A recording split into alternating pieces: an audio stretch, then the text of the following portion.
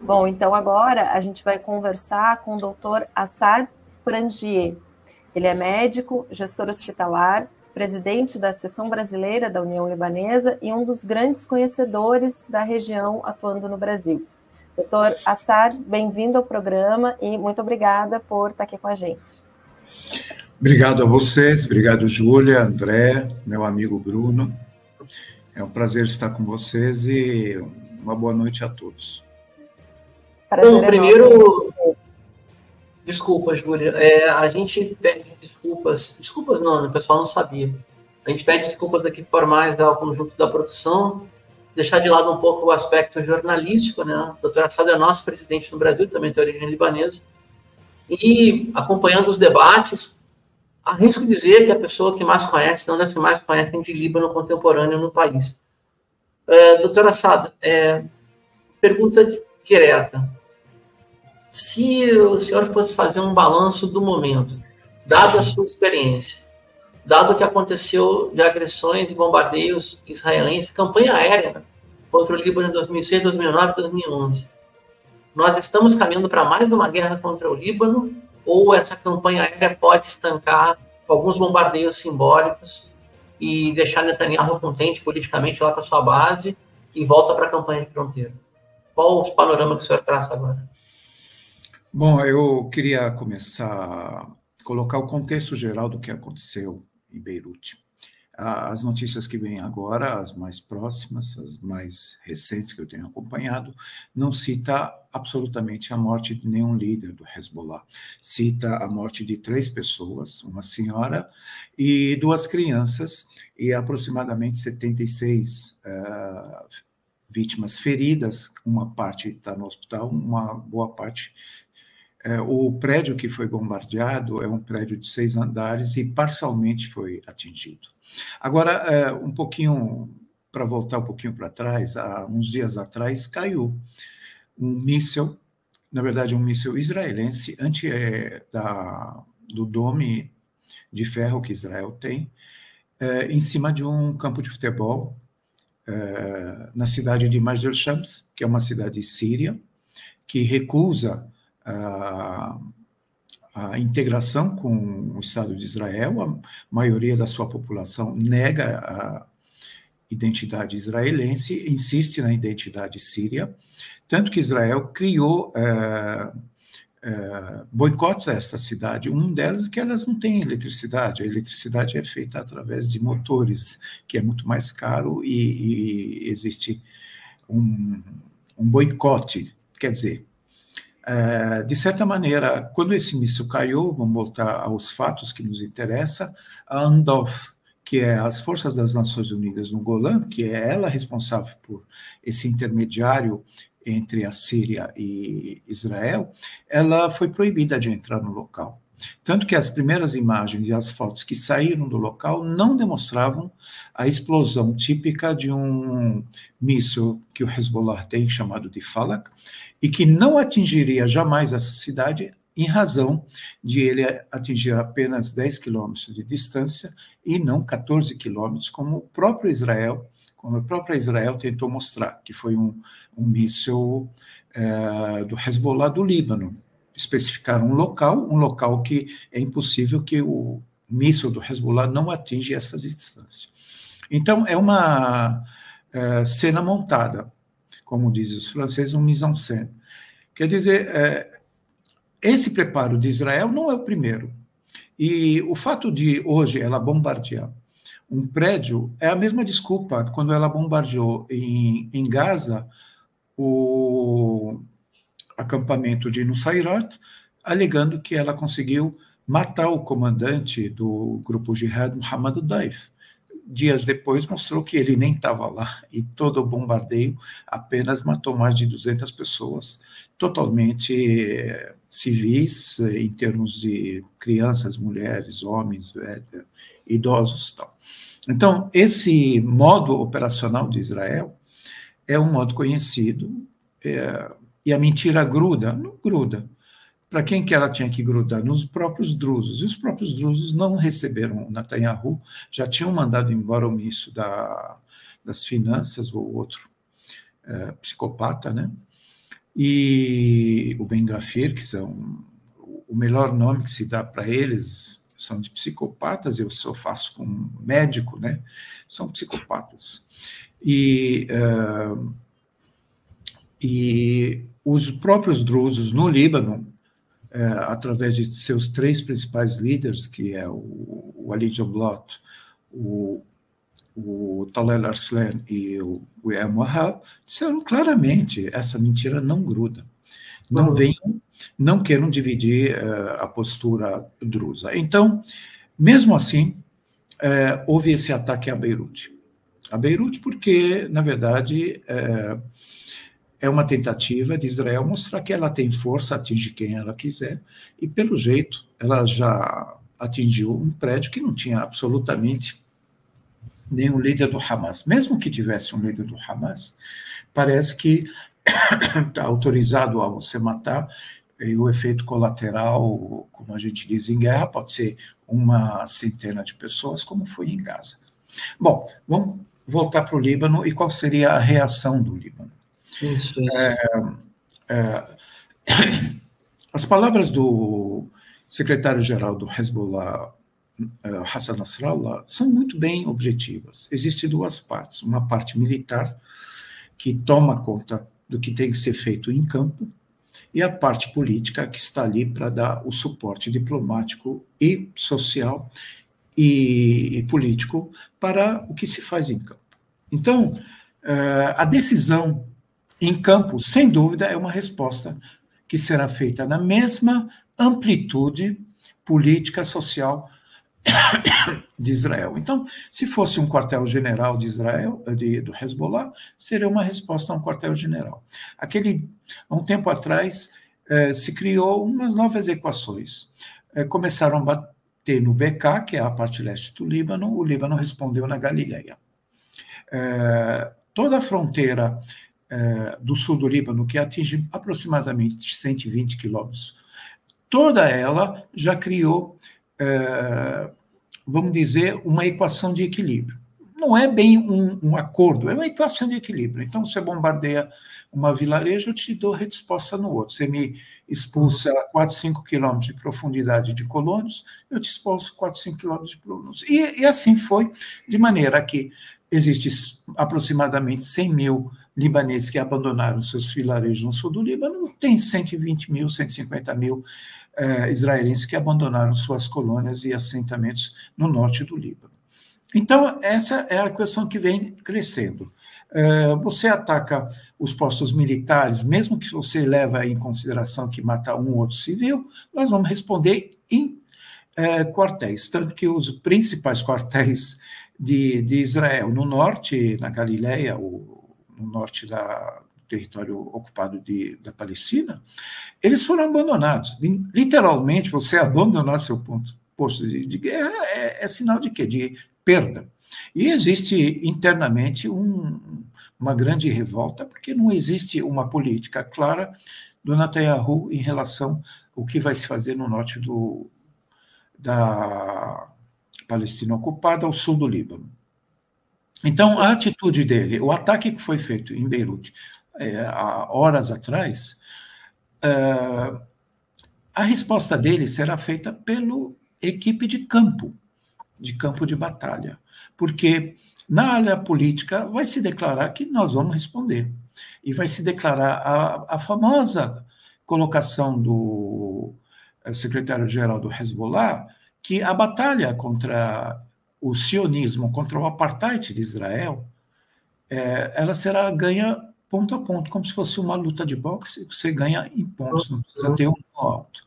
E uma coisa mais avançada que ele comentou é que a luta contra o apartheid de Israel e o fim da existência desse sionismo de Israel, estamos falando de judeus, estamos falando de sionistas israelenses, ela pode acontecer sem, às vezes, dar um tiro. O que quer dizer? A divisão interna de Israel é tão forte do que aconteceu esses dias em Beit Lid, que é uma prisão comparada com Guantánamo, onde morreram mais de 35 prisioneiros palestinos desde a explosão, desde os acontecimentos de 7 de outubro, 35 prisioneiros mortos, quer dizer, eles não tinham absolutamente nenhum direito à defesa. E um escândalo como esse de atentado sexual, de repente você acorda e vê que tem uma comunidade indo lá para tentar libertar os soldados detidos. Quer dizer, isso daqui é uma ponta do iceberg das divisões internas. O que tem a ver com o Líbano? Netanyahu precisa de uma vitória moral, algo para o seu público interno, porque para o público externo não existe absolutamente nada. Todo mundo sabe que ele é um tremendo mentiroso, a Europa sabe muito bem, os Estados Unidos, até as cenas cômicas do Congresso norte-americano, de levantar, aplaudir, levantar, aplaudir. Eu não sei se eles estavam aplaudindo por convicção ou estavam tirando sarro do Netanyahu. Se alguém me elogia 52 vezes, levanta e me aplaude 52 vezes, eu desconfiaria que alguma coisa está errada. E eu acho que é o maior cinismo, a hipocrisia que o Congresso norte-americano fez, e sabe que fez por interesse, por votação, por isso não vem ao caso. A resposta militar, ela não é uma resposta assim, você me dá um tapa, eu te dou um tapa. Uhum. A resposta militar, ela é uma estratégia, é uma série de táticas possíveis. O míssil que chegou, por exemplo, do Iêmen até Tel Aviv, ele teve que driblar vários sistemas de defesas aéreos. E os sistemas de defesas aéreos, eles são programados para um tipo determinado de míssil. Por isso que o Hezbollah, por exemplo, não mostrou todos os tipos que tem de míssil. E por isso que é possível você driblar uma bateria de drone do Dome. Por que alguns mísseis caem? Porque uma bateria de Dome, ela tem 20 mísseis.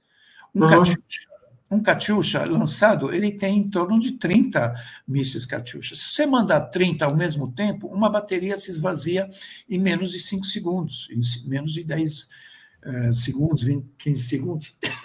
E o resto, se você mandar 50, os 20 primeiros podem ser atingidos, os outros 30 vão passar.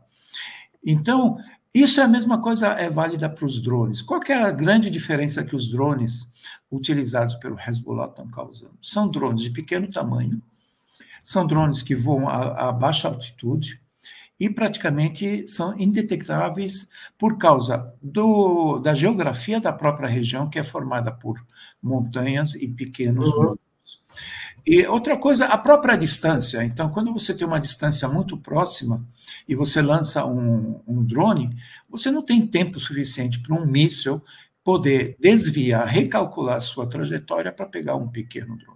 Então, a guerra dos drones está totalmente vencida pelo Hezbollah. Agora, como que você elimina essas várias estruturas antiaéreas? Você elimina através do que se chama em mundo militar de operações compostas. Operações compostas são operações que você manda um tipo de míssil, aciona um antiaéreo, enquanto você leva na troca um drone que consegue antecipar. No começo da guerra, em dia 8 de outubro para frente, o Hezbollah adotou uma política de cegar todas as lentes e as câmeras e sistemas de inteligência e tecnológico que Israel tem. Foi até uma gozação no Líbano, vocês só sabem atirar em TV, só que depois de alguns meses se viu qual a importância de você ter cegado toda a tecnologia de observação israelense e você conseguiu destruir a principal base de observação, a base de Ramon, que praticamente foi destruída e abandonada. O que é destruir e abandonar? Quer dizer, você não tem nem coragem de ficar sentado lá, porque não tem. E o que é muito importante observar aqui é que você tem a frente do Golã que está sendo aberta. E isso, para Israel, é o fim do caminho. É o fim do caminho. Porque ela sabe que a Síria não precisa encarar ela, mas o sul do Líbano, que, na verdade, é a própria Galileia original. A Galileia do litoral é o sul do Líbano e a Alta Galileia é a Galileia hoje dado o nome. Então, o que se espera agora? Primeiro, uma postura, um boletim que o Hezbollah vai declarar o que aconteceu e se ele teve perda de algum líder ou não. Então, qualquer outra especulação que a Rádio de Israel está dando é mais uma mídia interna. Matamos ele, matamos esse, matamos... Eu não acredito em nenhum deles. Eu tenho que esperar o boletim que dá credibilidade a tudo que acontece, que é o boletim do Hezbollah, que até o momento não foi emitido. Eu tenho acompanhado isso praticamente minuto a minuto, ainda não sei. Isso é a primeira coisa. A segunda coisa é a certeza que haverá uma resposta militar. Porém, a resposta militar, ela é composta. Ela não é assim, 5 minutos, vê o que vocês querem bombardear. Mas acredito eu que, como vem o Hezbollah mostrando que bombardeou o vilarejo novo, bombardeou novo assentamento, bombardeou o porto, eu vou bombardear o porto, bombardeou o aeroporto, eu vou bombardear o aeroporto. Então, esse momento, eles bombardearam praticamente o centro populacional do Hezbollah. Então, e a cidade de Beirute, porque a região do Dahi é nada mais do que os subúrbios sul da cidade de Beirute, que é uma cidade pequenininha em termos geográficos, mas é uma metrópole do qual a área do Hezbollah, onde chama o subúrbio sul de Beirute, forma isso daqui. Informações israelenses estão tentando dar a intenção que eles conseguiram matar, e, ao mesmo tempo, ignorando totalmente os efeitos colaterais e se vergonhando que foi o F-35 que lançou um míssil. Tudo bem. A resposta virá. É provável que seja em própria Tel Aviv? É muito provável. Como que vai vencer todo o sistema que está de prontidão hoje em Israel? Esse é um assunto militar que sempre o Hezbollah deixa surpresa. Como o Iêmen deixou surpresa. Perfeito. Não sei o que vai deixar.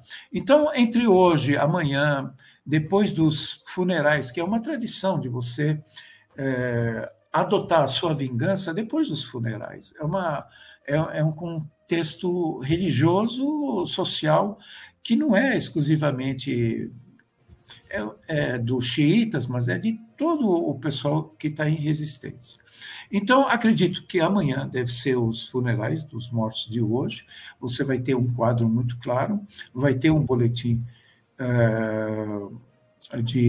do acontecimento pelo governo do Líbano, e, naturalmente, pela polícia ou exército do Líbano, e, naturalmente, uma declaração paralela do Hezbollah.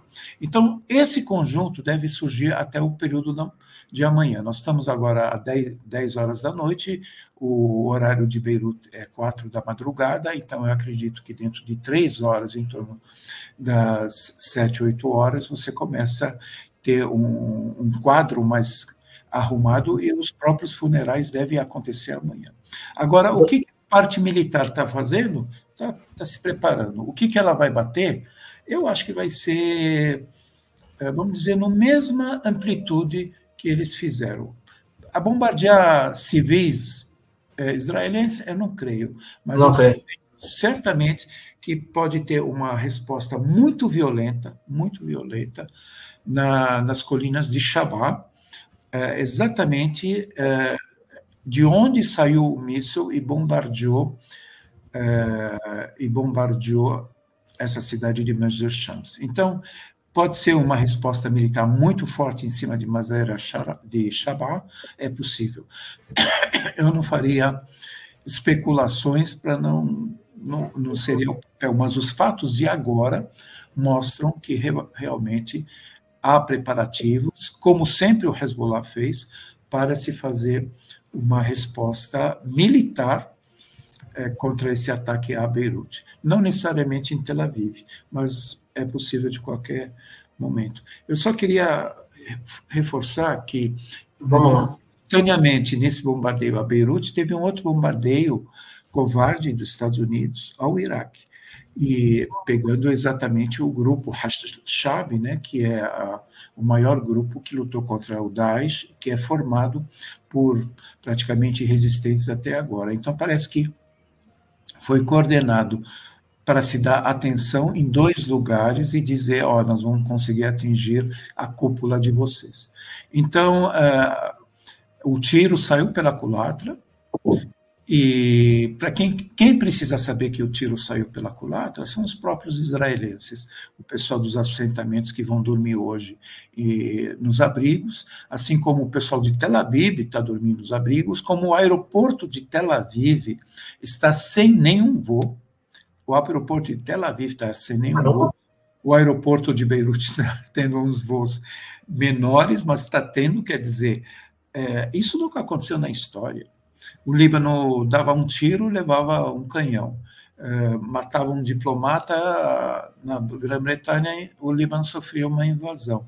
Desta vez, eles estão dormindo, eles bateram e estão dormindo, estão com medo. Não tenha dúvida que haverá uma resposta. Não é necessário mais adotar a resposta instintiva. É para responder com inteligência, com logística, com tática, com estratégia, e é isso que o Hezbollah fará nos próximos dias, acredito, nos próximos dias. Os tempos mudaram, né, doutor Assad?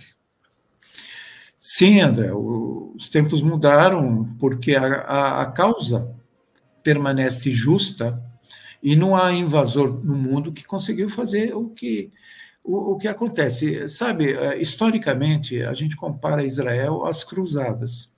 As cruzadas vieram, se fixaram no Oriente Médio, formada por bandos de sonhadores, por bandos de bandidos, de expulsos, e chegaram e se fixaram no Oriente Médio, dentro de uma cultura árabe, praticamente islâmica, que não existia. E ficaram 200 anos, e o final deles o quê? Metade ficou, a outra metade foi embora, e desapareceu o reino de Jerusalém. O que acontece com os judeus é a mesma coisa. Os judeus que moravam na Palestina estavam vivendo em paz, tem muitos judeus realmente crentes e que Israel poderia dar segurança, e por isso que ele foi morar lá. O Haraidem, esses judeus que não querem servir o exército de Israel, não é uma questão de não querer porque eu tenho medo, não, é uma questão que eles concordaram em se assentar em 1948 e virem para morar em Israel na condição que o Estado jamais vai chamar eles para o serviço militar. Eles estão ali para rezar. Eles não estão aí para solucionar o problema do Estado de Israel. Por isso que o conflito é muito profundo. E o Haredim não estão brincando, não vão servir o exército. Eles representam 10% da população jovem de Israel, 10%, não se consegue. Então, não há como fazer alistamento de mais combatentes israelenses. Os que já estão participando foi prorrogado por mais um ano, os caras estão ficando loucos, não estão conseguindo lidar. E os palestinos, os libaneses estão pedindo, pelo amor de Deus, não queremos mais alistamento, temos gente suficiente no Líbano para isso, temos gente suficiente em Gaza para assumir a luta. Quer dizer, no final das contas, você precisa de pessoas, e essas pessoas,